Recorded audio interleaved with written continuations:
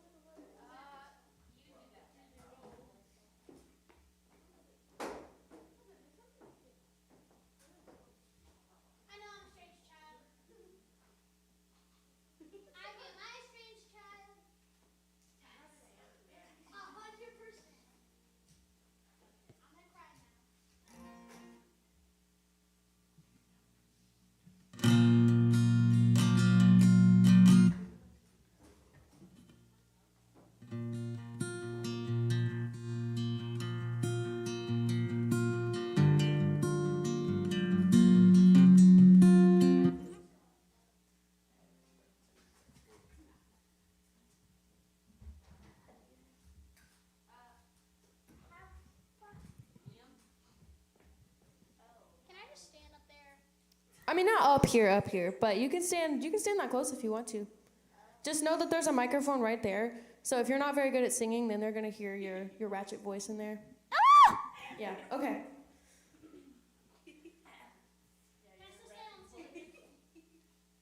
No, not on stage. You could be on stage if you were part of the band, but you're not. Are you? Yeah, she is. I am. You haven't been up here for the past 8 years when I was, so. Okay, you know what? Enough with the age gap. That's 6 years of an age gap. Just saying. Just saying. More like 5 or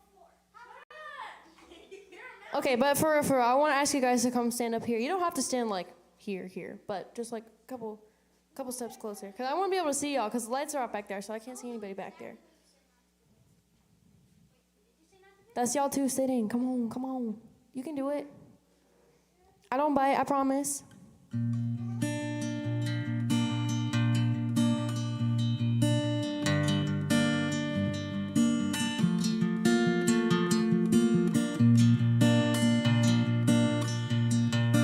Christ is my firm foundation, the rock on which I stand when everything around me is shaking. I've never been more glad that I put my faith in Jesus, 'cause he's never let me down. He's faithful through generations.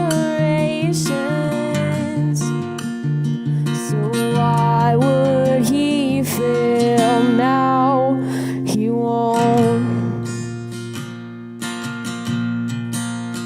He won't. I've still got joy in chaos.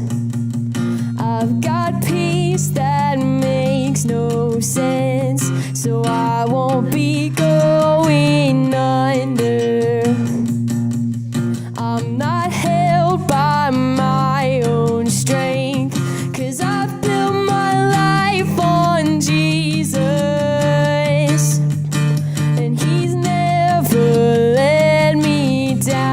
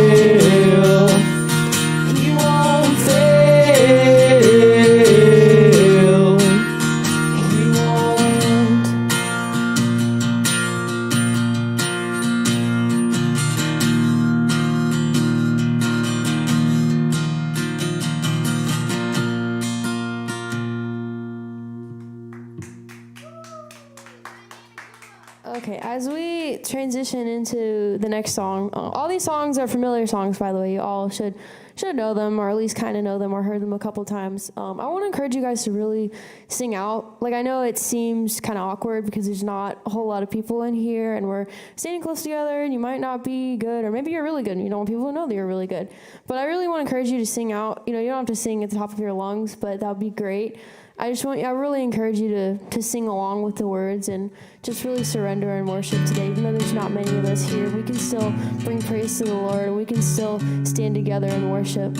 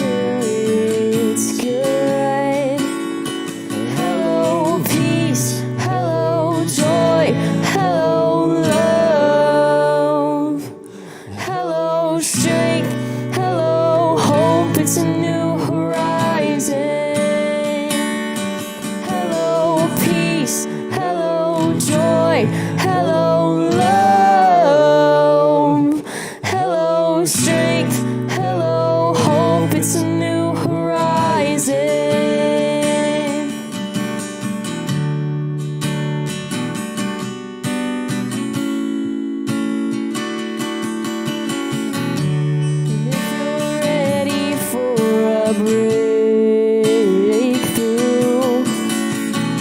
Just open up and just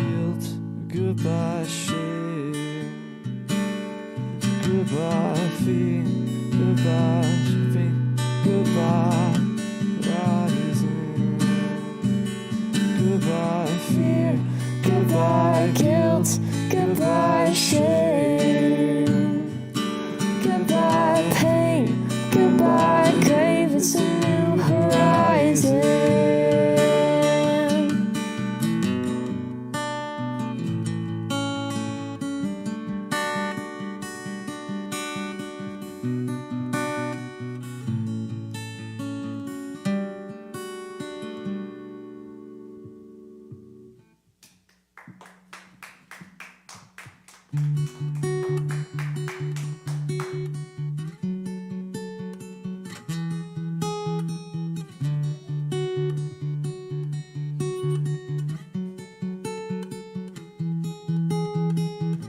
of creation, there at the start, before the beginning of time.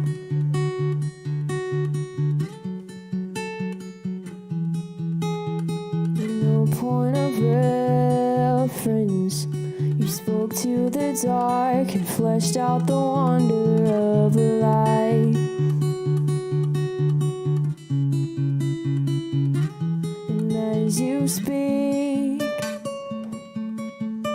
100 billion galaxies are born. In the vapor of your breath, the planets form. If the stars were made to worship, so will I. I can see your heart in everything you made. Every burning star, a signal fire of grace. If creation sings your praises, so will I.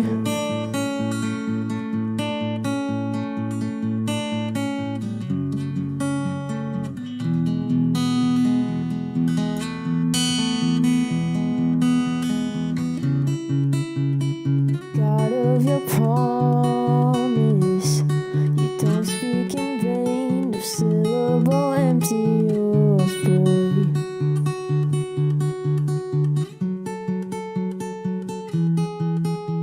For once you have spoken, nature and science follow the sound of your voice. Ooh, and as you speak,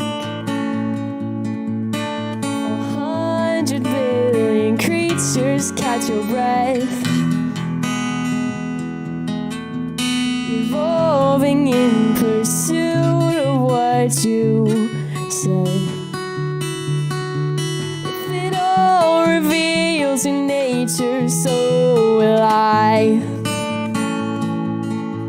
I can see your heart in everything you say. Every painted sky, a canvas of your grace. If creation still obeys you, so will I.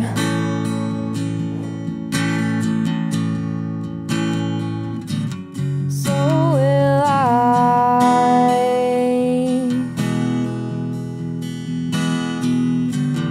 So will I.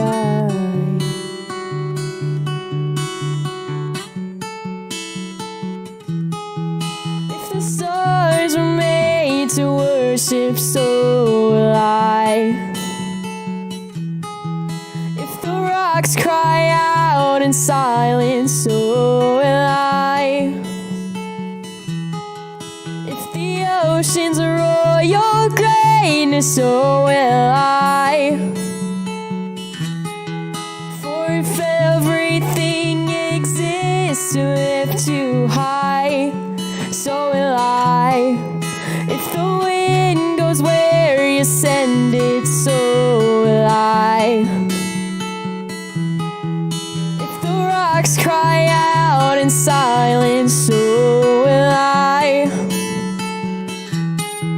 If the sum of all our praises still falls shy,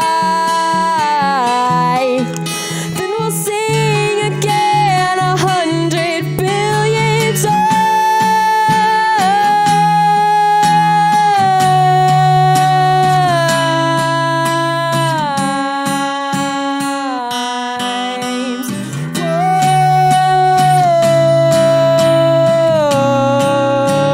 Whoa. God of salvation, you chased down my heart through all of my failure and pride.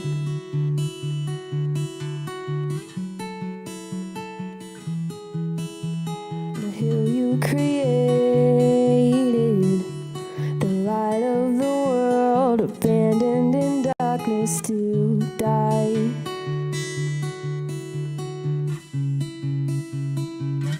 And as you speak,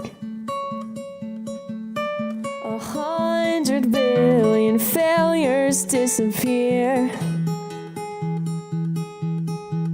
Where you lost your life so I could find it here. If you left the grave behind you, so will I. I can see your heart in everything you've done. Every part designed in a work of art called love. If you gladly chose surrender, so will I. I can see your heart a billion different ways. Every precious one, a child you died to save. If you gave your life to love them, so will I. Like you would again 100 billion times. But what measure could amount to your desire? You're the one who never leaves the one behind. Let's pray as we transition into service. Dear Jesus, thank you for today. Thank you for this place that we can come together and worship you and learn more about you. Lord, I just want to pray a blessing over Mark Brown today as he comes to speak your word. I pray that you would just lay on your heart, lay on his heart everything that you want him to say, everything that you want people to hear today. Lord, I know that you will do that. I know that every single person in here is loved by you. Every single person in here is a creation of yours. And I just pray that today that we could pick out from the message what you want us to hear today, and that we can bring it into our weeks as we leave this place today. And in Jesus' name I pray, amen.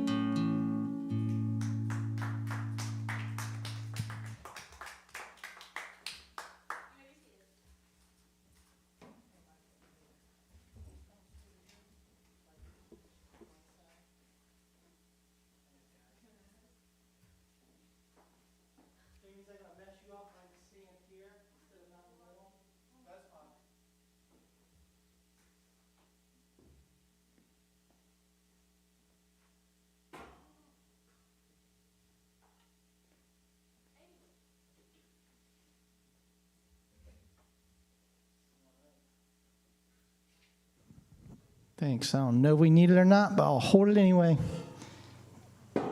Today we're going to talk about what is a BFF. So my first question is, what is a BFF? What is it? What is it? Best friend forever. Does everyone agree that BFF means best friend forever? Do you agree with that? Do you agree with that? You said it. Do you agree with that? Do you agree with that? Adriel, do you agree with that? Liam? He's trying to think of something that those initials stand for. I'm not going to let you do it. Micah? Yeah. Best friend. Yeah, I agree. We all agree. BFF means best friend forever. All right. Anyone got one? Anyone got one? Anyone got more than one?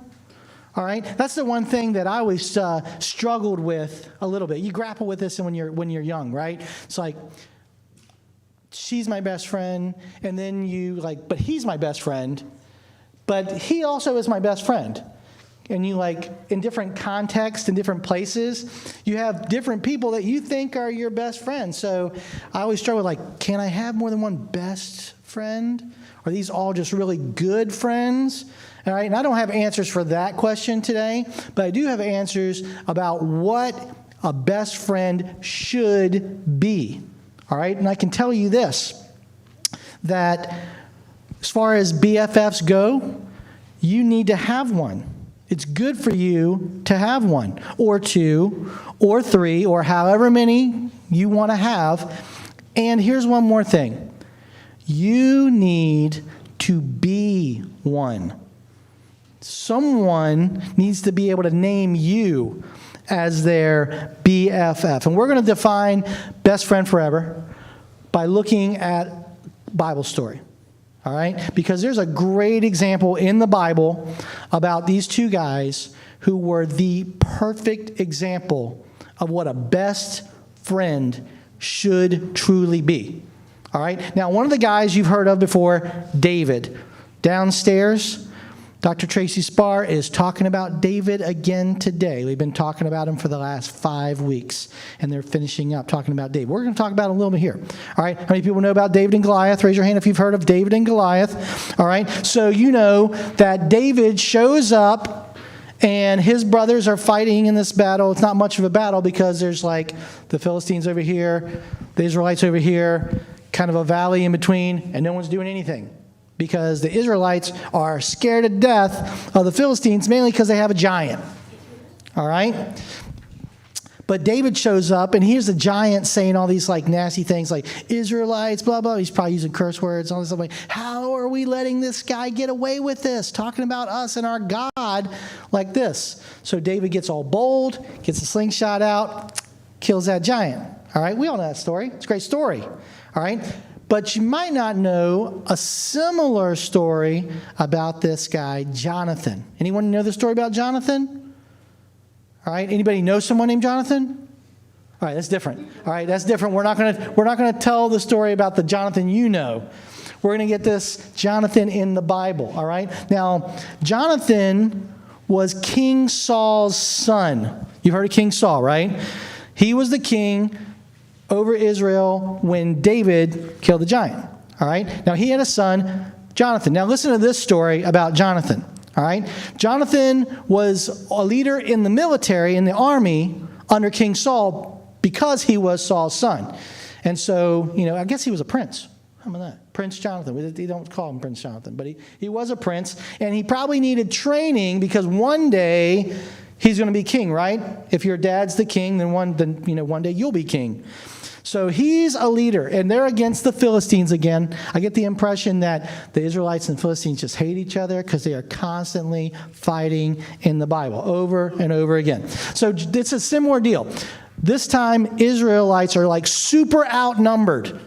All right? And the Philistines are over there, and they're getting ready to trounce the Israelites, okay? But nothing's going on. They're just kind of laying low, hanging back. And I don't know what inspired Jonathan to do this. But he had this guy, he was like his assistant, his armor bearer. He was the guy who was carrying his sword and some other stuff for him. What was his name?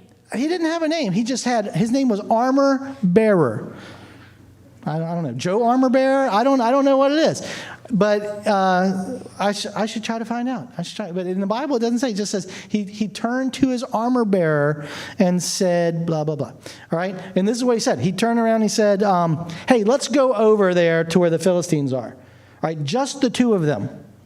And there's like thousands of Philistines. And there's only like 600 Israelites at this time. And that's why they're not like anxious to get in a fight because the odds are against them. So Jonathan says, hey, let's go over there. So they go over there. And it's like they're kind of down a little bit lower, and up on this cliff is where the Philistines are. All right? And the Philistines, well, Jonathan says to his armor bearer, Joe Armor Bearer, and he's like, hey, Joe, if they say, stay down there, we're going to come and talk to you, then we'll stay here. But if they say, come up here, then we're going to go up there and we're going to fight, and I believe that God is going to let us win. Two guys. All right? So they get up there, and the Philistines see them, and sure enough, they say, come up here. They even add to it. They don't just say, come up here. They're like, come up here, and we're going to teach you a lesson. All right? So they're like, it's two guys, right? They're an army. So they climb up, and then God goes to work. And what God does is he confuses I would love to have been there to see this. I would like to see someone depicted in a movie. But God has done this several times. Instead of giving Jonathan the power to like go ninja on these guys and like just cut them all down, he causes the Philistine army to just be in total confusion, and they totally fight each other. I mean, they literally fight each other and defeat themselves. But Jonathan gets the victory. All right, so here's the similarity between David and Jonathan. I hope you see it. All right, they were bold, they were brave, and they saw an enemy of God, and they were like, I'm willing to take that on, even though it looks like I don't have a shot. So that was how these guys are put together. This is like their character, how they're built. All right, they believe in God, and God, through in their faith for Him, has made them brave people. Now, let's back to David. All right, David beats Goliath, and now he's in front of Saul. All right, and Saul is like, hey, David, thanks for killing Goliath, blah, blah, blah, and kind of debrief, hey, were you scared? It's all right, and everything. And having that conversation that you would have after a battle. All right? And Jonathan's just kind of hanging out there. He's there, and he listens to the whole thing. And then something happens. All right? We are going to learn that David and Jonathan became really good friends. But there's no long backstory. It's kind of interesting. They just were friends. Now, we can speculate on what it is, and I don't know is that, do we have any of the scriptures, or we're just going to go without? The CDs are just like... Okay. All right. So anyway, I'll just fill you in, and we can get caught up.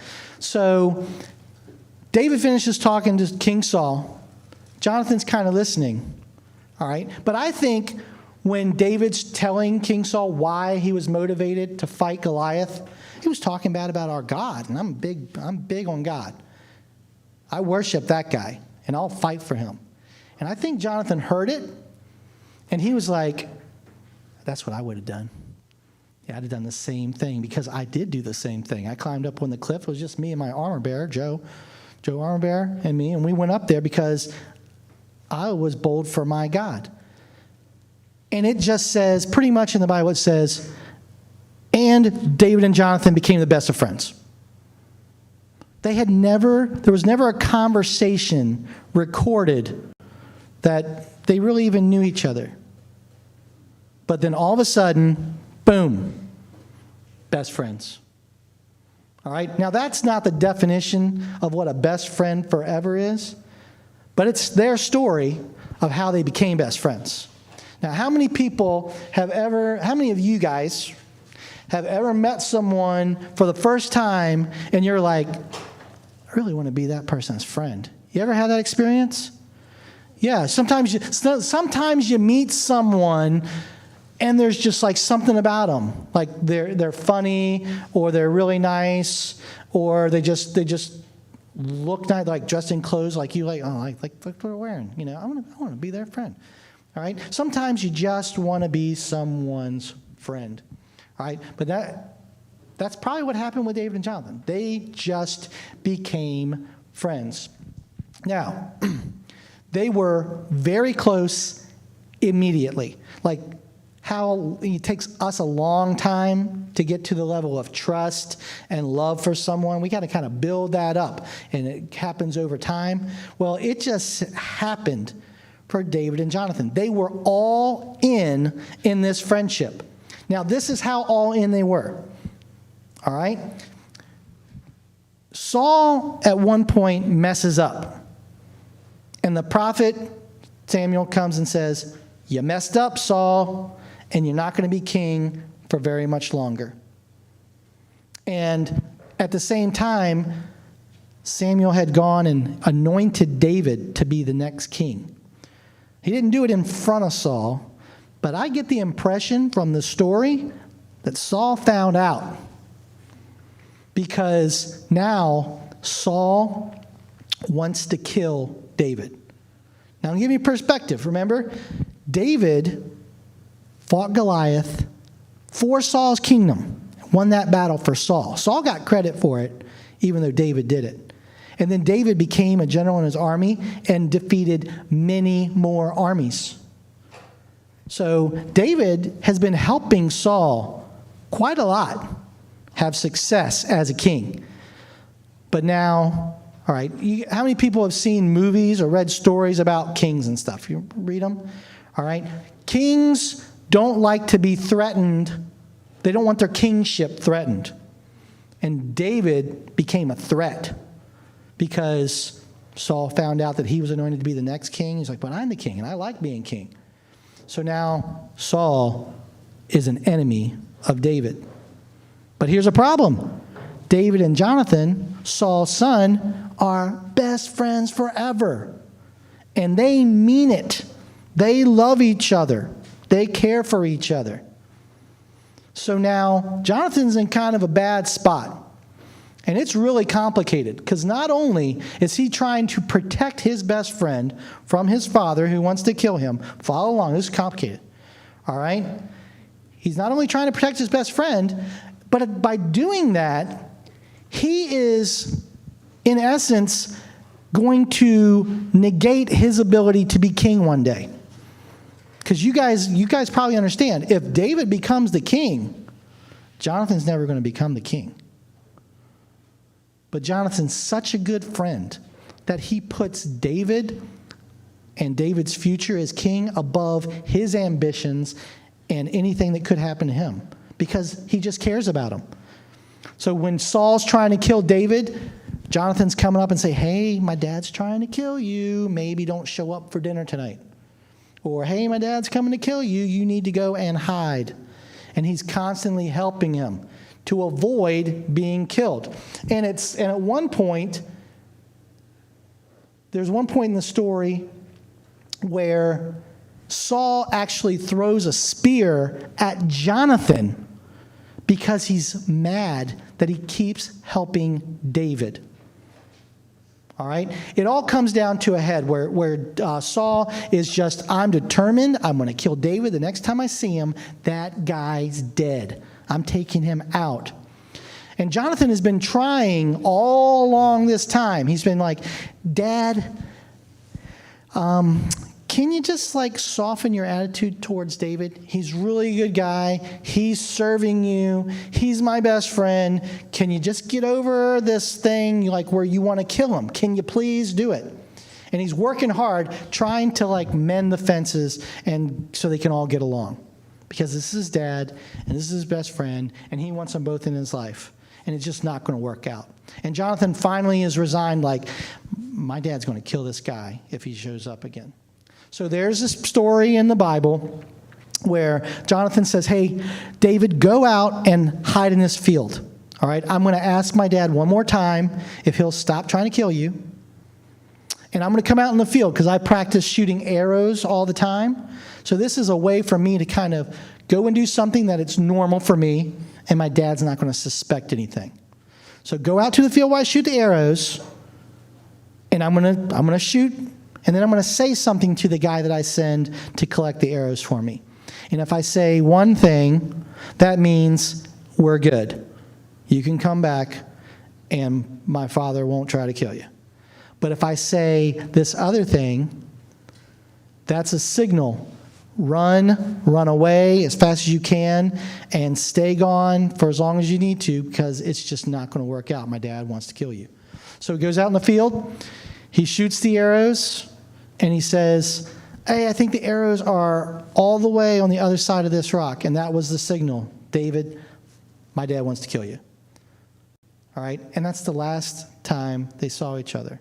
They hugged. They cried. All right? I'm sure you guys might be able to relate to this. Ever had a friend move away? All right? Man, it stinks, right? All right? Because you know that maybe you'll see him some point in the future. Maybe you'll talk to him. Sure, you can text with him. It's just not the same, is it? All right, how many people know Pastor Mike? All right? Do you guys know that Pastor Mike's going to be moving? Have you heard this? Yeah, he is. Pastor Mike is going to be the pastor of his own church. in Arkansas. All right, now, I'm friends with Pastor Mike. He's a good friend of mine. He's one of my best friends here at Southside.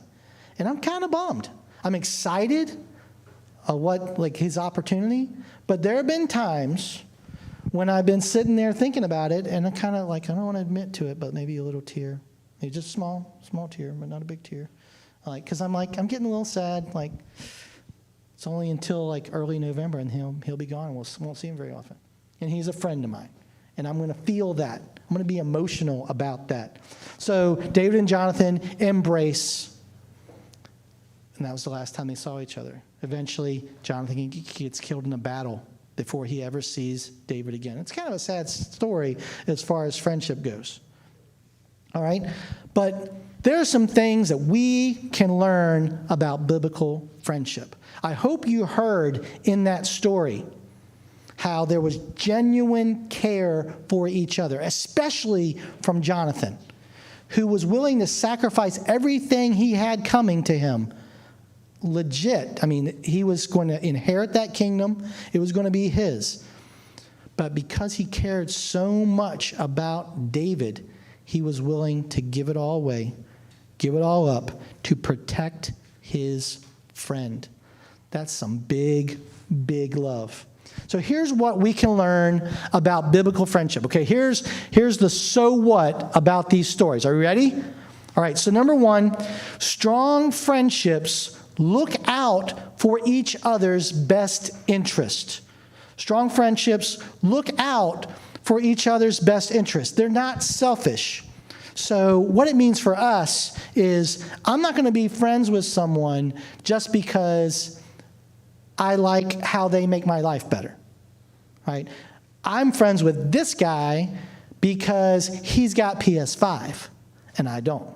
And that's why I'm friends with him. I'm friends with this guy because I need someone else on my basketball team so we can play other people, and he's good at basketball. I don't become friends with people because of what I can get from them.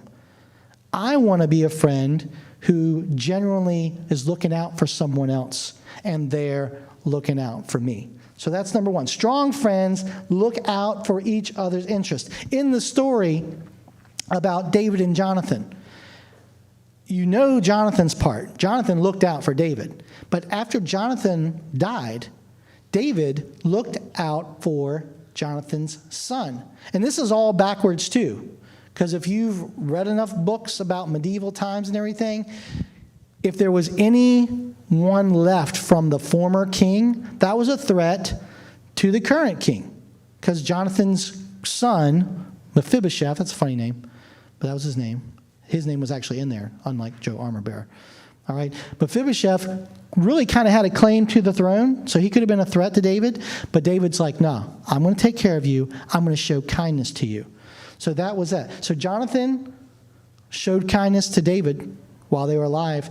David is still showing kindness to Jonathan's family after Jonathan's dead. Okay? Number two, strong friendships offer real help. Real help. Not just like, this would be Jonathan didn't just say, hey, my dad wants to kill you, and that's the end of it. And now David's got to figure out how to avoid it. Jonathan went out of his way to tell him, this is how he's trying to kill you, this is where he's going to be trying to kill you, and this is how I'm going to try, and helped him escape all of it. All right, that's real help. All right? I think last time I spoke here, I talked about thoughts and prayers. Sometimes we do that as Christians. Someone's having a tough time, like, hey, praying for you. Now that could be encouraging, and we believe that God answers prayers, but that's not what we're talking about, real help. Real help is showing up in person. You know, like real help is showing up and helping someone move. Anyone ever moved? Like, you know, that sucks, right? Picking up heavy stuff and having to carry it back and forth places. No one likes that, all right? People really like it when their friends show up to help them move, all right? Real help is when they show up and help you move. Not real help is like, hey, I hope the move goes well. Thinking about you on your move day. I'm not going to be there, but, you know, good luck. All right, so there's a difference between real help. I think you guys get the point. Showing up, being there for someone, helping meet their needs. All right, another one. Strong friendships stand up and defend one another. All right? Real clear in David and Jonathan. Jonathan was standing up and helping defend David from his dad. All right, now what does that look like in our world? I don't know, but maybe it could look like you've got a friend, and maybe, like, I can tell you, I've got a friend. His name's Sandy, and he's at the church I used to go to. And Sandy's kind of an awkward guy. He's got, I don't know if you've ever heard of Asperger's. It's like on the autism spectrum. I mean, he's a lawyer. He can do a lot of stuff, but he's just kind of got quirky things going on. Kind of talks to himself sometimes, and he's an easy target for someone picking on him. All right? Now, as a friend, if I'm going to defend my friends, if I hear someone picking on Sandy, and like I know that they're really just trying to be mean, I'm not going to put up with that. I'm going to say, hey, knock it off, because he doesn't deserve that. Sandy's a great guy, and he's my friend. All right? So you need to stop. All right? That's one way that I can think of, I can imagine, that might be very likely to happen in your life, that you might have to step in and defend a friend. All right? One last thing. Strong friendships display genuine feelings. All right? Now, ladies, you guys are pretty good at showing genuine feelings. But guys, we're not always good at it. All right? We're not good at it, you know. That's why someone invented the fist pump, because we just don't want to even touch each other barely. You know, we're less likely to hug each other. We don't want to cry because people are told, like, hey, guys, don't cry. But it's okay to cry. It's okay to feel emotion. I'll tell you another little story about me. My dad died almost 20 years ago. All right, and I was living in Pennsylvania at the time. My dad lived down in Portsmouth, Virginia, so down towards Virginia Beach. So we had the funeral down there. And I had two of my best friends lived here in the Richmond area, over in Mechanicsville. And I didn't even know they knew that the funeral was happening. But when we were there, and I got up and said some words about my dad, and I looked out, and two of my best friends are there. I had no idea that they even knew that we were having the funeral that day, and I had no idea that they were coming. Boy, it meant the world to me. They hadn't said anything to me, and I got emotional. I started tearing up because I felt that love, the care they had for me. Because they had to take off work. They had to drive 2 hours to a funeral, and they didn't know my dad really, really well, but they knew me, and they showed up. So that hits on a couple of different of these. But I was able to show my feelings. And the other thing that I have determined to do with my friends, all right, and I am getting older, all right, so maybe that has something to do with it. I want to make sure that anyone that I'm a good friend with knows how much I care about them. I don't ever want them to question it, because this world, it can be a lonely place sometimes. And sometimes when we're in our rooms by ourselves and we're in our own feelings and things aren't always going great, we forget that there's people who care about us. So if you're being a good friend, make sure your friends know how much you care about them. All right, tell them. All right, here's some steps to being a godly friend, things that you can do, practical things that you can do. All right, number one, you need to make a decision that you are not only going to have friends, but they need to be godly friends. Because there is a big difference between a friend and a godly friend. I had this friend, Tommy Anderson. All right, anyone know Tommy? Some 52-year-old guy lives down in Chesapeake? No? You don't know Tommy? So Tommy Anderson is this guy, and I wanted to be his friend. I thought Tommy was cool. He had cool stuff. All right, he didn't have PS5 back then, but he had the equivalent of what PS5 was. He had a pool in his backyard. My family didn't have those things. I wanted to be Tommy's friend. And he was fun to hang out with. But Tommy treated me like crap. I mean, he treated me bad. I wanted to be around him all the time, and I was like, if he was like, I don't have anything else to do, yeah, so come on over. That's how he treated me. And eventually, I kind of was able to see it and realize that's not the kind of friend I want, because Tommy's really kind of a jerk to a lot of people, including me. And I still wanted to be his friend for a long time. So we didn't stay friends, or at least not close friends, for a long time. But I had to make a decision. I could continue to put myself in a bad situation just because I thought I wanted to be friends with that person, or I could find genuine friends who cared for me and that I could care for, and I could enter into a friendship like that. All right? You need to know what characteristics that you want in a friendship, and you might need to write that down as you're figuring it out. All right? Honesty, faithfulness, consistency. People that are going to show up for you when it's not just in their best interest. All right? If a friend is willing to sacrifice for you, you've got a real friend indeed. And then you got to put it into practice. You just got to make those friends. And unfortunately, sometimes it means you kind of got to get rid of some friends. All right? And I say friend, I should have put like friends. Because if you need to get rid of a friend, they're not really a friend. All right? Next thing is you need to offer real help beyond words. Remember at the very beginning, I said you need to have at least one BFF, if not more, but you need to be a friend. And sometimes you need to look at yourself and ask a question. Am I being a good friend? And you need to be honest with yourself. Is there something you could do better to be a friend for someone else? And here's something that was hard for my daughter to learn. I have two daughters. My oldest daughter is in the process of becoming a doctor, all right? But I've had to tell her a lot, because when my daughter wants to be someone's friend, she goes all in on the friendship, like goes above and beyond, like makes little crafty things and gives it to them on special days, or just because I'm thinking of you. And not everyone gives that back. And you've got to be willing to say, I'm still going to be a good friend, even though I don't always have it coming back to me.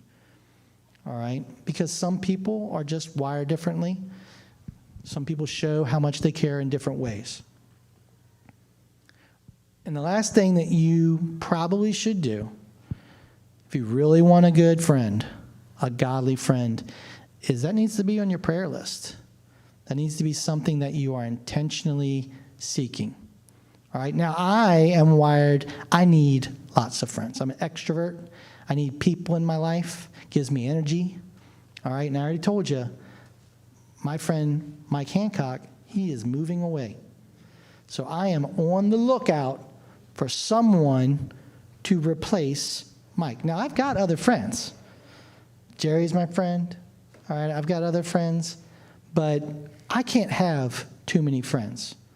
That's another little side message. I would tell you all, you cannot have too many friends. Friendships are one of the great gifts that God has given us, but they need to be godly friendships. And I know Mike cares for me big time. I just need someone of the same character to kind of come in behind him. And I'm going to still support Mike, even though he'll be in Arkansas. I'm going to text him. I'm going to pray for him.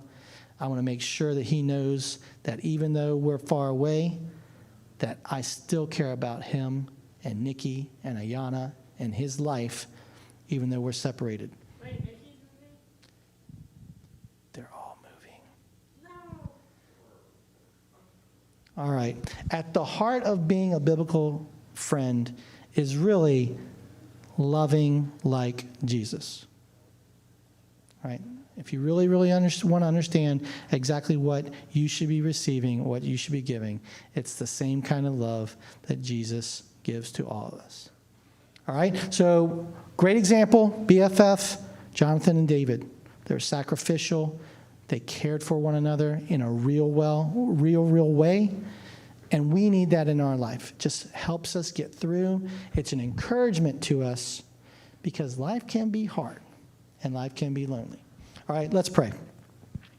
Lord, thank you for this great example of friendship in the Bible. And I just pray it sinks in with everyone that was able to be here today. The need that we have for other people in our life. We know that you love us, but sometimes we need a real human being to talk to share with, and to hug, and to just share our feelings with, Lord. Thank you for providing friendships in our world. But help us to seek out friends who are godly, who look after you like we look after you, who treat us well, aren't selfish, and really care about us. I pray that each one of these students sitting here today has at least one BFF, one good friend, Lord, and they're a godly friend. And if they don't, I pray that you at some point put them together with someone that they can be friends with like that. And I pray that they just continue to build more and more friendships, Lord. You can't have too many friends, especially godly friends. So thank you for friendships. Thank you for how you provide encouragement through our friends, Lord. And we love you for that and everything else you do for us. Amen.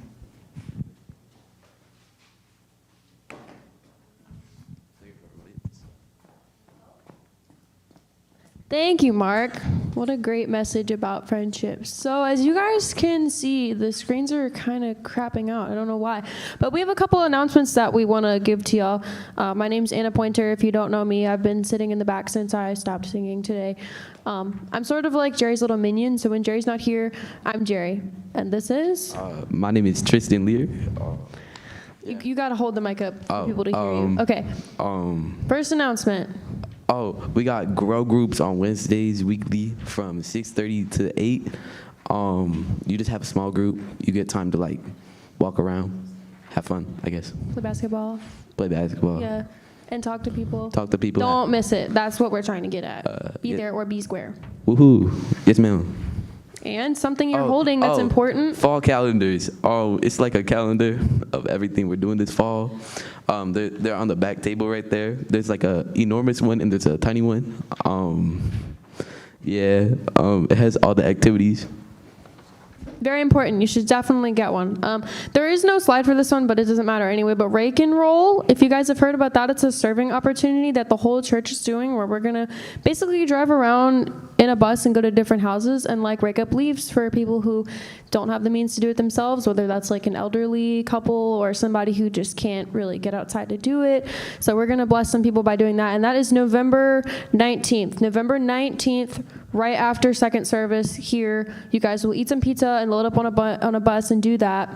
One more thing. If any of y'all are ever interested in being in the student band, come talk to me. I'll end with that. You're dismissed. Rake and Roll is on the 12th. The 12th? Yeah.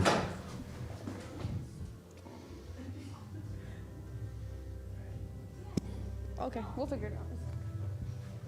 Huzzah.